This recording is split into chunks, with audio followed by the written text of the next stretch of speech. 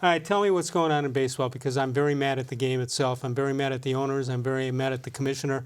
Where do I begin, or should I just get over it? You know, I think you speak for a lot of fans, Les. I've talked to, exchanging emails with a lot of people, a lot of fans. I mean, I think there's a serious question about the integrity of the game. And I don't know, at first I thought Manfred came down hard enough on the Astros. But, now as more stuff comes out, more information comes out, I think he came up short in some regards. I thought, the only way you got the information was to give the players immunity. Sure. But I think some players have got to be held accountable for this, and it seems like they're skating, and we haven't even really found out what Boston, what that investigation into the Red Sox will reveal. Are you buying the apologies coming out of the Houston camp, or did it sound too contrived to you? Well, it's certainly contrived. They took a long time to put it together in spring training. I think the guys that have already left the club, Morton and Dallas Keuchel, those guys were much more, and Gonzalez, were much more forthcoming than any of the players still on the Astros. How about Jim Crane, the owner of the Houston Astros? First of all, he said, whatever he said, he denied saying it 5 seconds later. Yeah, it had no impact on the game. Right. And then, so I didn't say that. Well, yeah, you actually did. Yeah, I think this is a guy that, was fined $5 million. That's the biggest fine MLB could levy against an owner.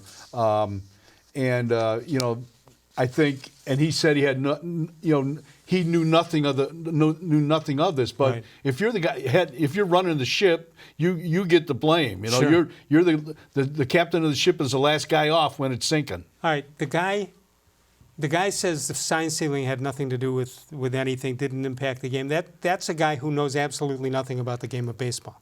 Yeah, I mean, you listen to any of the players from the other team, they'll tell you. I mean, it had everything to do with the outcome of the game. No matter how much they were cheating, if they're going to be cheating at the best, the highest pressure point of the game. Right. If they're at bat and they know what's coming, I mean, they have a tremendous advantage. And even if they're not doing it, and the other teams know they're doing it, I think this is the biggest thing. They have a psychological edge. It's like facing Gaylord Perry. You never knew when he was going to throw a spitball. Yeah, you know he was going to, though. Yeah, exactly. All right, what about the pitcher who had a horrible outing against the Astros, and now he wants to sue baseball, not for himself. He wants to get the money to charities. Do you think he has any chance? Because if I'm a lawyer, I'd just say, look, you're not the first major league pitcher who got your lunch handed to you. I'd like to see if he gets any legal footing. That's going to open Pandora's box. I mean, they'll be lining up from here to Yankee Stadium to get a shot at the Astros money. How bad is this? You said you talked to a lot of fans who have feelings about this thing. How is the game beyond repair here, or can something good come out of this in any way, shape, or form?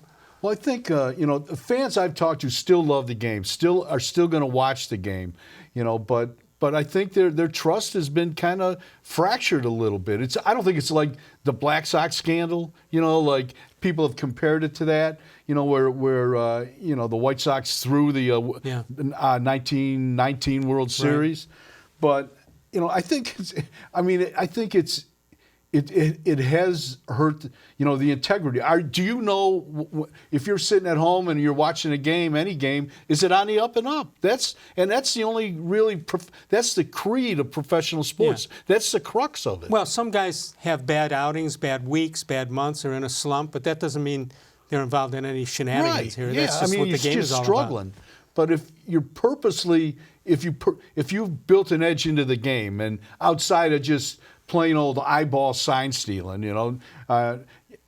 that's okay. Yeah, that's okay. That's okay. But if you're going to the lengths that the Astros did, that tips the playing field. It's like steroids. A player taking steroids. You can't be surprised that Pete Rose got his nose into this thing and said if the commissioner is not going to punish them, why should he be punished? First of all, it's apples and oranges. Exactly, and when Manfred came in, when he first took over as commissioner, in 2015, he reviewed Pete's case, right, and they found more stuff than ever against him, and that's why he wasn't reinstated. Now Pete is still trying to get in the back door. Right. I mean, I don't think that's ever going to work.